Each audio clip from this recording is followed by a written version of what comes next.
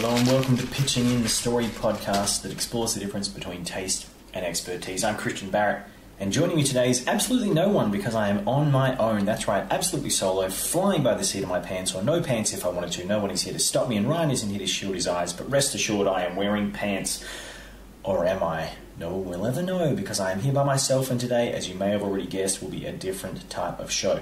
No, not because of the pants, because we won't be having a full episode. Now, I know you probably want to hear me talk all by myself about my pants for an hour, but today is going to be a mini episode that gathers together a few of the mini pitches myself and my writer pals have been working on that aren't quite big enough to make it into the full show.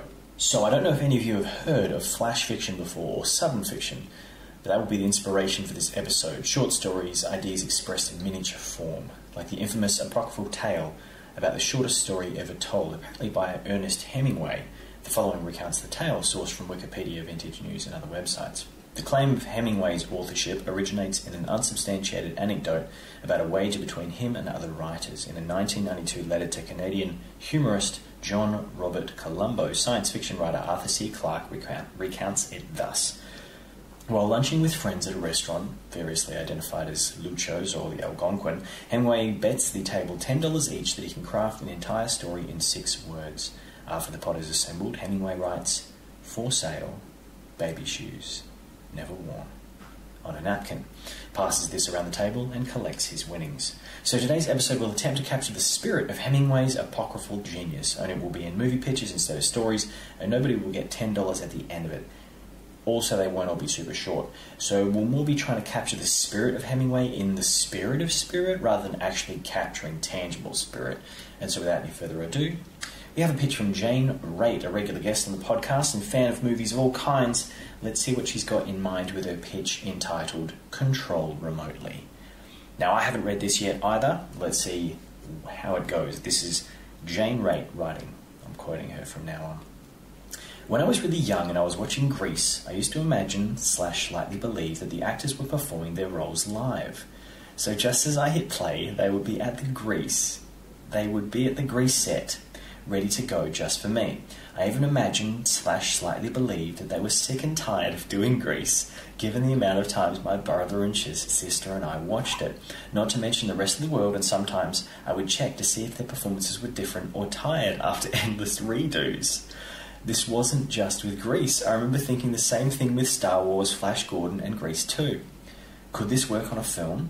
A kid in the 80s hires a bunch of movies from a video shop, and some kind of weird science happens to her remote, causing her to have control over all these actors the minute she hits play, dragging them from their daily lives, making them perform over and over in all of her favourite movies. At first, the actors are happy to revisit their roles, and maybe they get paid each time, but it starts to wear thin with them, and they start becoming resentful and purposely start doing bad performance out of protest. The actors are desperate to move to other roles. John Travolta can't play Danny Zuko forever. He has to move on to other movies like Pulp Fiction and Broken Arrow.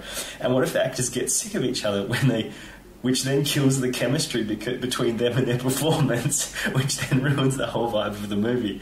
It could ruin Grease forever, because what if each time the little girl watches one of these movies, the film resets that version forever, and the cast get too old and no longer look young enough to be high school kids? Not that they ever did. Oh my goodness, and that is Jane Raitt's pitch. Oh, I like that. It's called Controlled Remotely. Thank you so much, Jane. I like that idea. The idea that the actors start off happy and then it kind of becomes... It's like a really weird version of like Pleasantville or something. Except the movies and their actors and stuff just kind of start to fold in on each other. It's like Pleasantville crossed with Groundhog Day or something. Man, I like that. That is a cool idea. Oh man, I got to ask Jane more about that next time I see her. Maybe I'll get her to talk a bit about it next time she comes on the show. Oh, man. Yes, okay, so there you have it. That was Jane Raitt pitching Controlled Remotely. Very nice. Thank you so much, Jane, for sending me that. So the next pitch up is mine. I've often come up with ideas for films that I don't know what to do with, and this is one of them. This is for a very short film that just grabbed me and I ran with it. Excuse the pun. It's called Dad Run. So a guy's weak and chubby and fears his wife is having an affair. He has kids and they walk all over him, but they still love him in their own way. And let's say he's in his late 30s, maybe 40s, early 40s. His fear reaches a peak, and out of concern that maybe he's not a man anymore, maybe he's not the father that they need, he goes for a run to try to lose some weight. A first step, if you will. On the run, he puts up with a lot of abuse from wankers in cars, dogs chasing him, women grossed out when he smiles at them, trying to be friendly. Then he can't make it up a hill and he's angry at himself. He feels pathetic. So he gets angrier and angrier, thinks of his kids, thinks of his wife maybe having an affair, and makes himself get up the hill.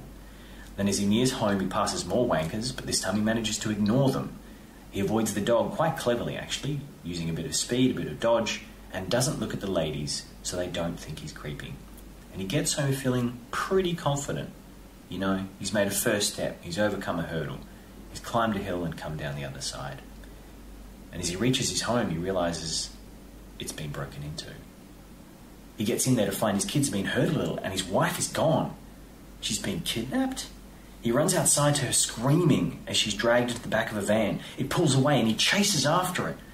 He feels his legs pumping and pumping, closing in on the back of the van. The wife keeps the door open as she struggles with her captors, and the dad almost reaches her, but he looks down at his tired feet, his fat little tummy. He feels the tiredness take over his legs. He can't push any harder, and as he looks up into the eyes of his wife, and his hand fails to reach her, he sees the disappointment in her eyes, the anger, and the resentment of him, as the door shuts on her screaming face and the van drives away. And the dad stops still in the road, in the silence of the suburban street. A pathetic, weak man whose own self-improvement made him fail his family.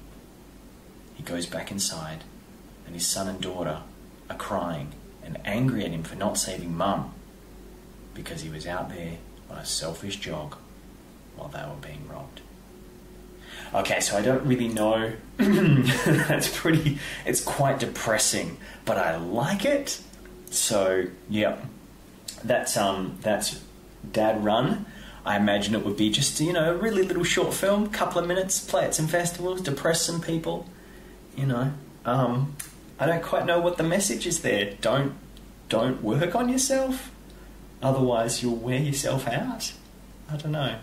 I think it's more just about misfortune, about how even trying to do your best can end up failing people. It's kind of upsetting, but also kind of true, I think, which is kind of beautiful. All right, and the last pitch for our mini pitches episode is another one from me. I have quite a backlog of these, but I wanted to try to. A lot of them are half done, and so I wanted to pick some of the ones that were more complete. This is a little bit of a longer one to finish up the show with. Hopefully, it won't be as depressing as my last one. Of course, as a writer, I'm always writing these things that I humbly put in my phone as fixing films. But as always, on pitching in, any attempts to fix a story come from trying to put our money where our mouth is. Because there's no point in criticising if you're not going to suggest how to do it better. So I thought for my contribution to today's mini episode, for my bigger contribution, I would give you guys the pitch that I have for an alternate version of a very famous and famously terrible, unfortunately, blockbuster movie. So here it goes. My rough and ready outline for Batman v Superman. And it's pretty much entitled Batman v Superman. So here we go. The massive mega prison is a building Superman is proud to have put so many bad guys into. And it even has a statue of him out in front of it. And at the beginning of the story, Superman shakes a hand and has photos taken as everyone, as a crowd, commemorates how big the prison has grown in order to house all the crooks Superman's put away, even when they've escaped, and he's had to bring them back. And it's good to know that even though the escapes keep getting more elaborate, Superman's still as strong and swift with his justice as ever. "Thank you, Superman," they say. "I hope one day you know that you're one of us." And Superman's smile falters for a second. Then he moves to the podium and talks about the strength of the human spirit, how prisons are places of rehabilitation, because sometimes you need to teach people a lesson, but sometimes people need to learn the lesson on their own. And everyone cheers, except for Bruce Wayne, who watches from the back of the crowd. disapprovingly. He checks his watch and disappears.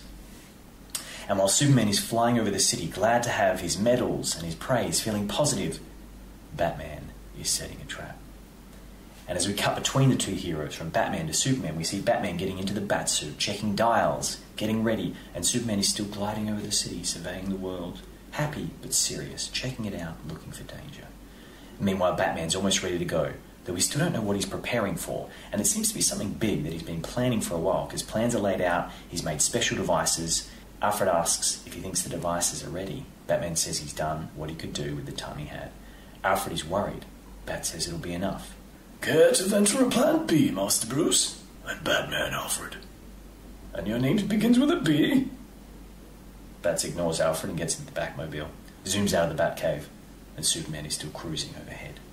And Batman explodes through the streets, racing, and Superman is still casual, flying overhead. And Batman is checking his radars, and he has 8 suspected locales marked. Then one of them lights up suddenly, and he says, "Marcus Street," like he always suspected, and he makes a sharp right. Just as Superman twists his head at the sound of an explosion, and whoosh, down he goes. Then Batman is on the scene and setting things up when Superman lands right in his way, puts out the fires, and stops the bad guys. And Batman's getting angry because Superman's grabbing of the criminals makes them set off a switch, which activates all the other terror sites that are on Batman's radar, and Batman knows this will happen, cringes and looks at his radar, and all the other sites light up super fast. And while Superman is throwing the criminals into the squad cars and the crowd cheers and the cops thank him, he turns with a stony expression to a distant sound that just reaches his ears. And he shoots into the air, but Batman's already gone. The crowd cheers, none the wiser. Then we're with Superman as he follows Batman, realizing he's up to something, and sees the explosion site he's headed towards, and shoots off to get to it first. Superman takes down the baddies, expecting Batman to arrive, because he's about to quip something like, "You're getting old, Bruce." But it's just a cop. Superman says, "Where's Batman?" "In Gotham," says a bewildered cop. Superman hands him the crook and takes off again, but by now Batman has stopped all the others. And the cops are just arriving, not just in the punch and grab way that Superman was doing it, but by EMPing everyone. That's electromagnetic pulse, for you guys playing at home. And taking out the criminals' headsets and communications to stop the domino effect of the explosion sites. And when Superman does hear a victim screaming, he gets there to help and realizes it's not a victim, but a criminal, the leader. And Batman's getting ready to kill him. And then Superman gets in Batman's way. Superman tells him to let him go.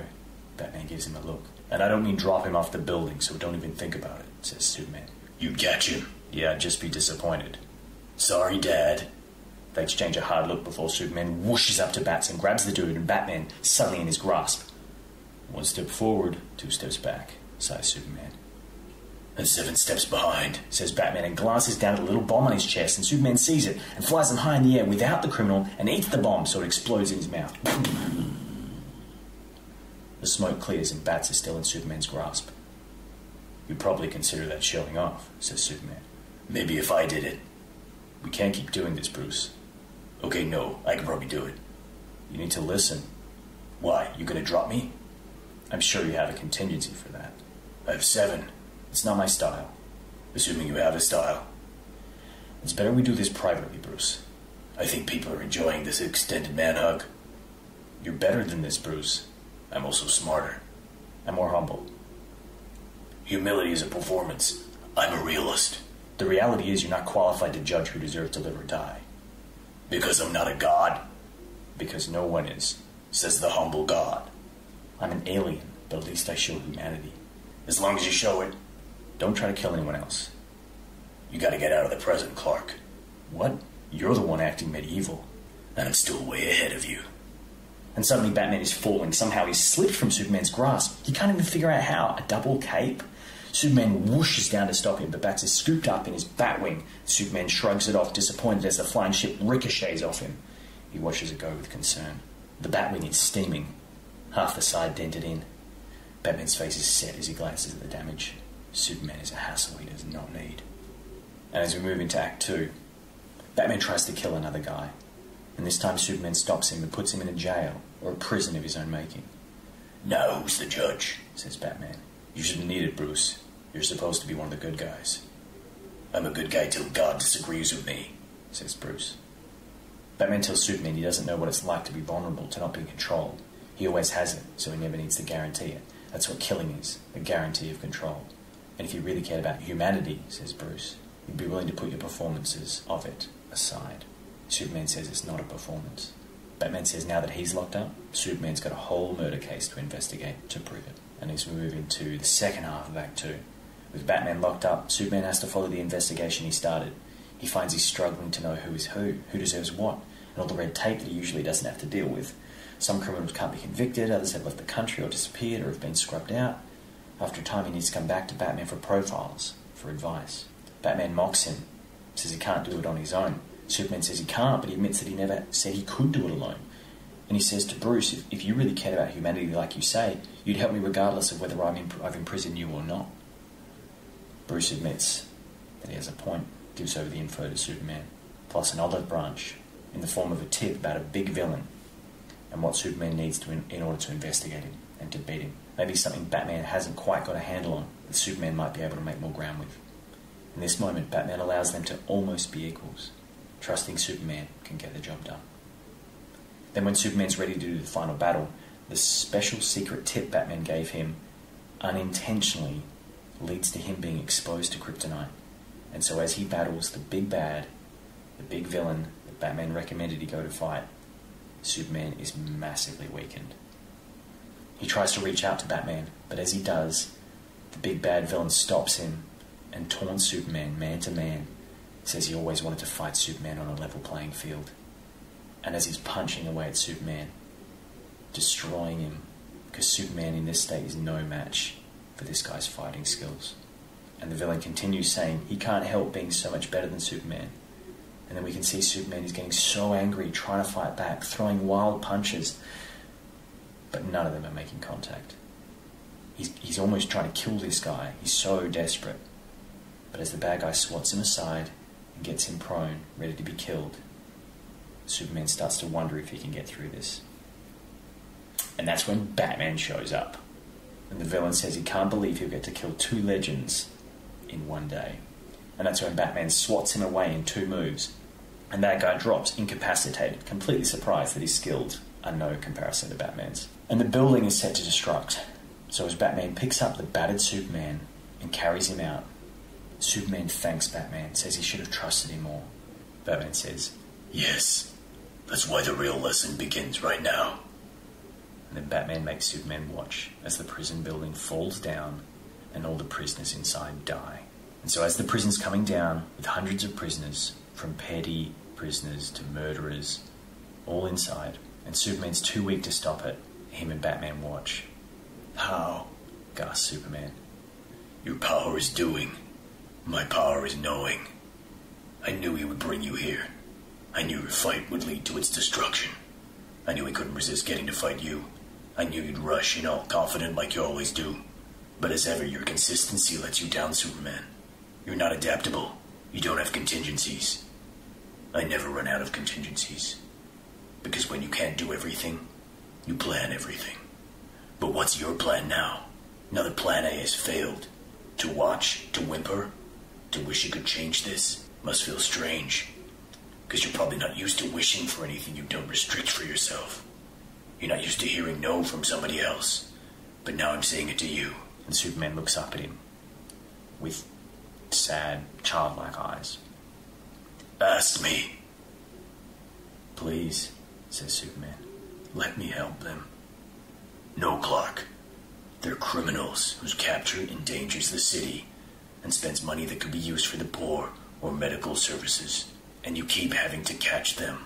Now you know what it's like to not be in control. And the truth is, you never were in control. I was. Superman can't believe this. Really hurts his feelings.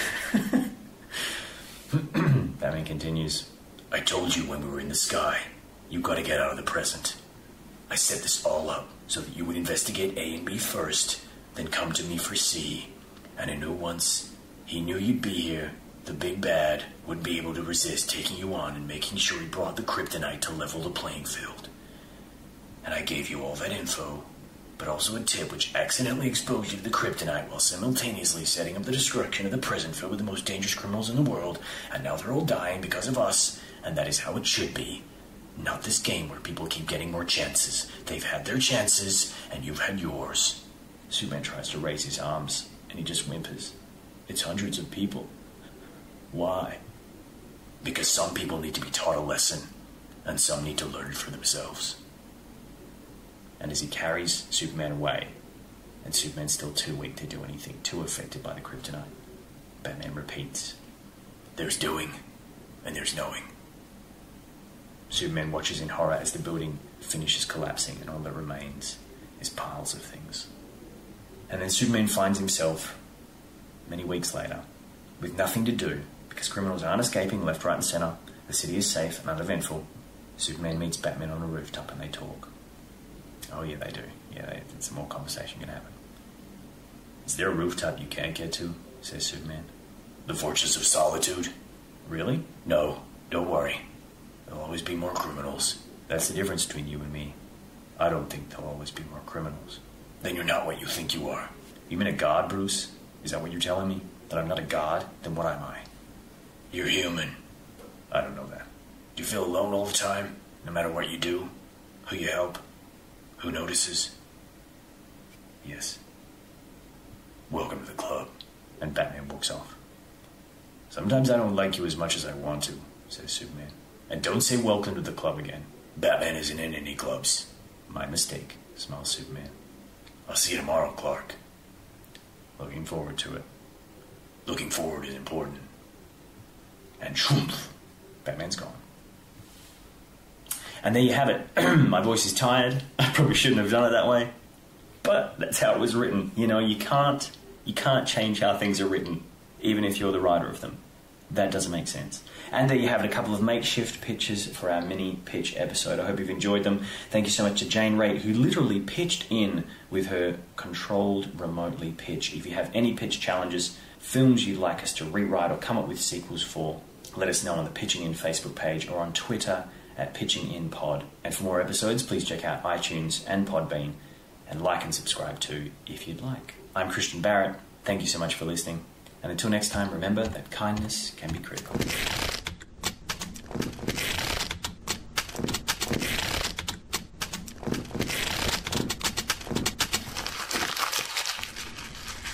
Batman says, Yes, and that's why the real lesson begins right now. I'm losing my voice. I shouldn't be doing the Batman voice.